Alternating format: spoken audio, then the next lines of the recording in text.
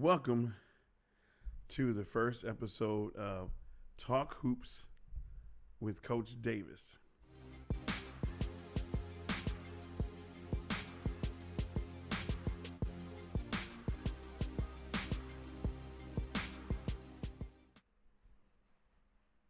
All right, so let's get into the show. Just a brief overview of what the show is going to be about. It's going to be a show that I want to do once a week. I'm trying to lock in a date. I want to actually do the show once a week. And it's going to be on YouTube. But first, make sure you like and subscribe to the YouTube channel. And also follow @UOrangeman on Twitter. Again, so I have to get to 1,000 subscribers in order to do a live stream. So I want to get to the point where I'm doing the live stream and being able to have it where people can interact with me right away on the show. So I want to get to the point where I can have enough followers to get to that. But let's get to the show. Again, the show will be once a week. I want to have it where people can definitely tune in, have something to enjoy. And we're going to talk about basketball, of course, recruiting, things that I've seen on Twitter. So again, I want to make sure that people are definitely versed and understand what I'm trying to do here. So sorry about that. This is the first episode, so there's going to be glitches, as we go through this. So again, just make sure you get a moment to subscribe to my channel, and then at the end of the day, we're just gonna have fun with it. We're gonna talk basketball. I'm gonna talk about things I've seen, some things that can help players, parents, coaches that I've seen on different. So let's get into the show here. Let's get started. So the first thing we're gonna do today is we're gonna talk about a couple of tweets that I put out there. So one of the first things I put out: don't let a retweet cost you an opportunity. Okay, so let me say that again. So don't let a retweet or a like cost you an opportunity. Okay, so what you want to make sure that anything you're retweeting and anything you're posting is not going to be costly to your opportunity to get a scholarship offer. Okay, so you always want to make sure that whatever you're posting and whatever you're liking and retweeting, it's very good, so that way a coach doesn't say, hey, at the end of the day, I don't want to follow you because of the fact that you are posting and liking things like that. So always make sure that it's clean. Okay, and also you got to limit yourself to what you're retweeting. So you want to promote yourself first. So you really want to make sure that you hone in on your highlights and stuff. It's cool to post about your buddies. It's cool to post like that, but you really want to hone in on your stuff. Okay, so make sure that you're taking time to promote and boost boost yourself first. Get yourself that scholarship. All right, so next we'll go into something else I saw here on Twitter. Remember, update your profile. When the coaches are scrolling through your profile, they're probably decided if they want to follow you back or not. So make sure it's good to have all your information posted. There's been plenty of tweets out there about that. Make sure your name, your grade, your height, your contact information, your high school team, your AAU program. You want to always make sure that you are visible, so that way when that coach is looking at your information, they can let you know, or they'll be able to see what's going on with you. Okay, make sure your highlights are always on there. So there's a lot of people that always post about, hey, make sure your stuff is updated. So that's one good way to do that. Okay, shout out to @ROBINBENIPAL8. There's a 6'6" class of 2025 player. So college coaches, you definitely want to get eyes on that guy. He's 6'6", class of 2025. He was tweeted out to by @GLAX Y 1980. So check the kit out, okay? This is the tweet I put out. So I got asked the other day, how much time and when do you install BLOB or sideline out of bounds plays? And I put, honestly, I don't spend a lot of sideline out of bounds. I just tell players to get open. Unless it's a late game situation, then I like to make the adjustments on the spot, with a plate I designed to get a basket, okay? So I'm not really big on sideline out of bounds. Baseline out of bounds is different. I also put it in about 3 days prior to the first game. After that, then I do it as a review thing, maybe 10, 15 minutes during the season, the night before a game, okay? So I don't spend a lot of time on that. So that's just me. So let's read some posts here. At Team First OK. So at TEAM FIRST OK, which is Team First Basketball. They wrote, we use sideline out of bounds plays and baseline out of bounds plays as special teams. That's different. To score to 12 points per game. So they use it as more of a football analogy, like it's a special team, like it's a situational thing where they look to get 10 to 12 points a game off that. That's a good idea. I really like that. We found that doing this, our winning percentage has dramatically increased. So we work on them a lot. We touch on them for short periods of time, almost every day in practice to keep them fresh and add new wrinkles. Definitely want to add new wrinkles. I want to make sure you got a new wrinkle in those kind of plays. That way teams can't keep up with what you're doing, okay? So thank you for that. Next, we got Coach. So Coach Battenberg at TERRYBATTENBERG. He put as a reply, for me, it totally depends on whether I was a first-year coach hired in the fall or spring. I had at least one BLOB in the summer for Summer League and one in the fall and more as the season progressed. Second through the rest of the years, kids kind of knew already, so we did. That's good. I like the reply. That was good. We'll do a couple more here. So at CARRINGTONIBLE, Coach Carrington wrote, I go over side and base, sideline out of bounds and baseline stuff about 30 minutes at the end of practice. So he does it at the end of practice, which is kind of where I put it in at the end of practice, like last minute review stuff before we do conditioning. Like all things they have to know, the first, the second, and third options, so we can score when we need it. My baseline out of bounds plays, I have 1-2 options. After that, we go right into offense. Like if I can get the first or second look, then we're into, once we get the ball in, we're going into offense. Like that first look is not there, the second look is not there. Get the ball in, let's get in offense. Kind of tough going to 1, 2, and 3. I agree with it. I definitely got to see it. That's good stuff there. Next we have, let's see here, Coach Rich Fit at _ COACHRICHFIT. Thanks, Coach Rich. Put on here, not too much time sideline out of bounds, kind of like me, or one lob play. Otherwise, get it in, go downhill, or in the spot that sets up for the offense. Traditionally, have only had 2 BLOB calls, one for man or zone, and they both are read and react, so it looks different on film. Probably will do more this year. I'm with that. I can definitely respect that.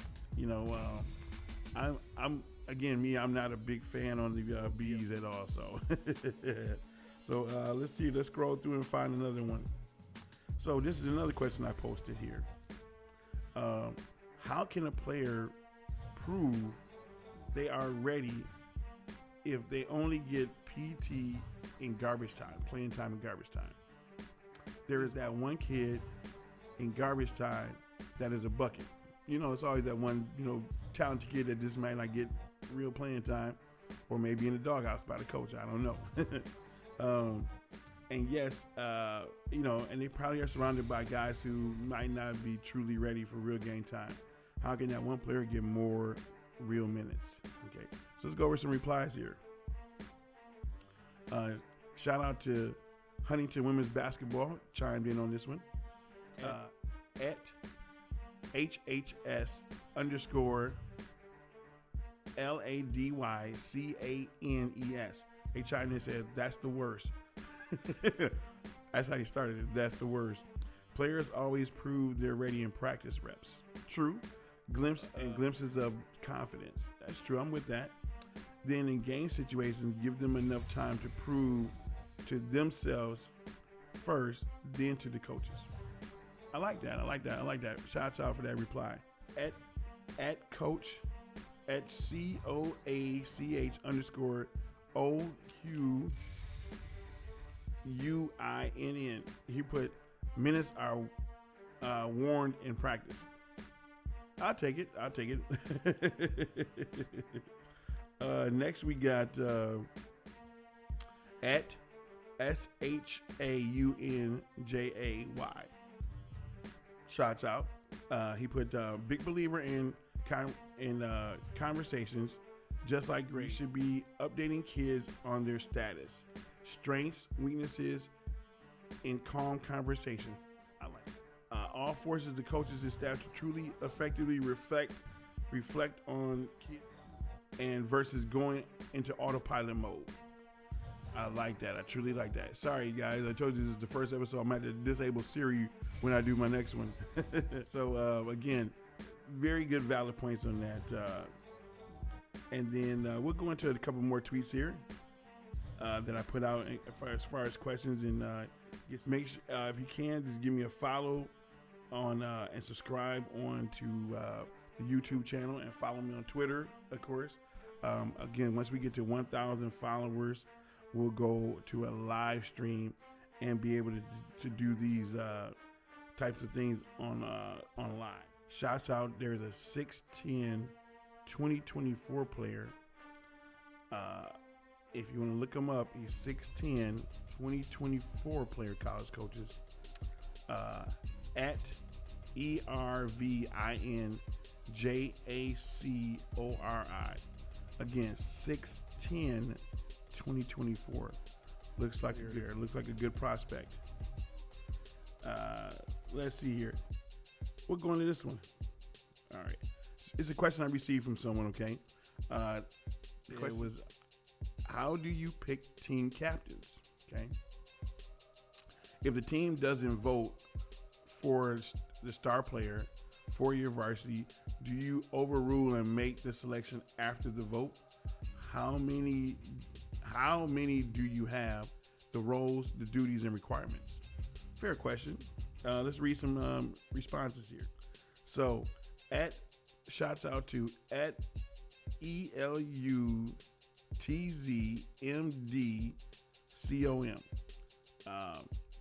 That happened to my son. So this is from experience. That happened to my son. One player with varsity PT and winning captain who used to push hard in practice, poisoned the well. So I guess he must have been a bad seed on the team against him. My son ended up transferring to a D1 and started on the chip team that led by seniors and was elected the captain his senior year. So, hey, sometimes you have to go a different route to get to where you want to be. But shouts out to him for taking the son and going elsewhere. I know some people don't like it, but I say go where you can get an opportunity to play. And congratulations on the chip. At GIVEANDGOBBALL, they replied, "We don't have captains." Different. You can't choose who the players are going to follow. Everyone has leadership potential. Different kids, different kinds of leaders. Invest in growing each guy into a leader in his own way. So when it's said and done, they call all and lead and follow each other. I like that. That was nice. I appreciate that reply. Let's get a couple more here. Let's see. Let's talk. So at TEHG04, that's out.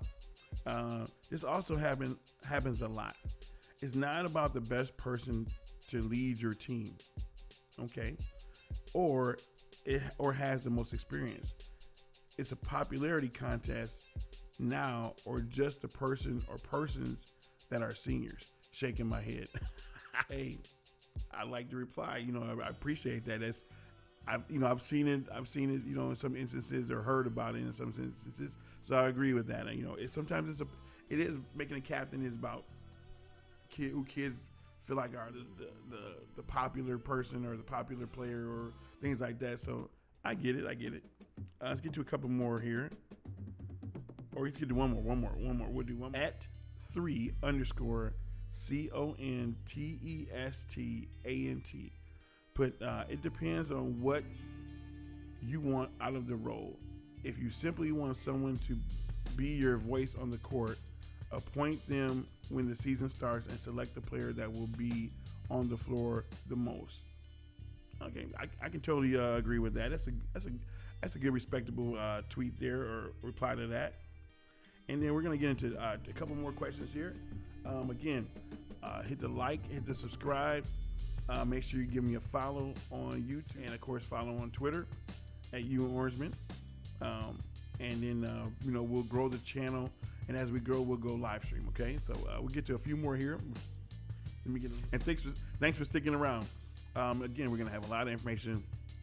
This is the first one. I just wanted to get it out, get it done. Put something out so people can see that we are trying to do this, and I do want to get consistent with it. So I want to have it where it's consistently each week putting out. Okay, so we'll get to another one here. First, let me get another shout out here. So 6'5", 2023 player, 6'5", 2023 prospect out of Wisconsin. Looks like if you follow at BENMESTELLE, you'll get to check out his highlights. So shouts out to 6'5", class of 2023 player. Somebody you definitely want to get eyes on, coaches. All right. So back to the thing here. So question, this is something I posted here. So let's go into this one. So 2023 players with no offers. Okay, so any 2023 players with no offers, make sure you relax, enjoy, play with confidence. Make sure you are posting your game film and reaching out to schools, and good luck this season. So again, 2023 players, just don't try to overdo it, right now, because you don't have offers. Take your time, relax, enjoy, make sure you're giving it all your effort. Don't try to rush the rest of the process to hurry up and get an offer. If things work out, great. Make sure you take your time, and don't try to force things in games to try to get an offer. Okay, so let's read some replies to that one. Shouts out to at ARTHURPOSTON.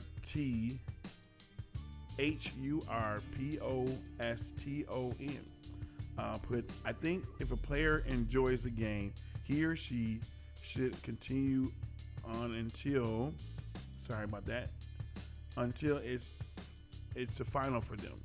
Post your game film and keep it moving. Life is way too short to not follow your own dreams. Good advice there. I like that. Shots out at JORDANGOODEE. He simply put, needed this, coach, so must be a player. Shout out to that player. Make sure you, if you can, give that kid a follow. And then also shout out to at BIGFACESPORTSS. So I think that's Big Face Sports Recruiting and Scouting Service. Have them contact us, free, no charge. And it's very nice. So make sure if you're players or parents, make sure you follow that one and reach out. Okay. Let's try to get one more in here before we end this ever. basketball hoops talk with Coach Davis at you Orangeman on Twitter. Make sure you like and subscribe to the YouTube channel, so then grow the channel, and definitely want to get more people involved once you get more followers and subscribers, so we can get have the live Zooms, and then we'll be able to go live and then interact, and then we can do more open discussion, because I want to do this over and over and get people help, give that good advice. So let's help, let's build this network together. Let's keep it going. Let's keep this platform going. Let's keep it moving. Okay. So let's go into another question here. Oh, that one's got some pretty good replies. So we'll start it tonight with a few. I'll read a few of them, and next time I'll circle back to this one and read some more of these replies, because this one's got a good amount of replies. Okay, so we'll start out here. What does it mean when a college coach sends you an invite to attend a game at their school? Does that mean they are interested in recruiting you? This one got a lot of mixed reviews, so let's go into a few real quick. First, we got shouts out to at TKO1979. Coach Todd Kelly, what's up? Make sure you follow Coach. If you're invited to visit a campus, they are at the very least interested in you. Okay, and that's coming from a college coach. May not result in any offer or further recruitment, but that's certainly a start of the process. Appreciate that, Coach. That's good sound advice. Make sure you're following Coach. Okay. Also, I got here at COUGARSCOACH21. Coach put Coach Tim Sack put they are interested in you. You just have to remember there are no guarantees. Okay? They are probably recruiting several players and are trying to find the ones that fit their program and embrace the opportunity. Great advice there. So make sure you're following that, Coach, too. Let's read a couple more here. So, at Panther, at PANTHERCOACHALS wrote, many are called, but few are chosen. So let me start again. Many are called, but few are chosen. Take the visit, observe the bench dynamic, meet the coaches, ask questions about how you would fit into their team system. Thank them, invite them to see you play. That will set the table for continued dialogue, or not. Good luck. I like that. Or not at the end. Like I said, this one got a lot. I'm gonna give you one more here, and then I'll give my opinion on that too, because I had the situation happen. So we'll talk about that in a second here. At COACHMO __ BOYKINS. Another college coach. So Coach Mo Boykins put, this is a good question, even though we as coaches know that the answer. But student athletes need to know and understand what it means when you visit a school.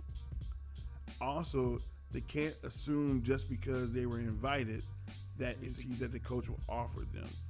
Great question. Appreciate that reply. It's definitely, I'll go over real quickly. Son had an invite to a school to go see a game. We ended up going out to watch the game. Drove about 2 hours to Michigan, 2.5 hours to Michigan, watched the games, but we ended up not speaking with the coaches and the coaching staff. But we did get the tickets. We drove down, watched the game, enjoyed the game, and then after the game was over, we left. Now, my son did hear from the coach after that, but after that, then that was it. So I think we definitely should have handled it a little differently. We should have reached out to the coach and said, hey, we're going to be here. How can we set up something to have time to talk after the game? Because it was probably about 7 o'clock at night, and we drove 2.5 hours to Michigan. We didn't get a hotel to stay in, so we ended up driving back at night. So we kind of hopped on the road and got back. But again, at the end of the day, I wish we would have scheduled a way to sit down and talk with us. Lesson learned. So you always got to remember, if you don't know something or you feel like you might not know all of it, reach out on Twitter. Reach out to me at @UOrangeman.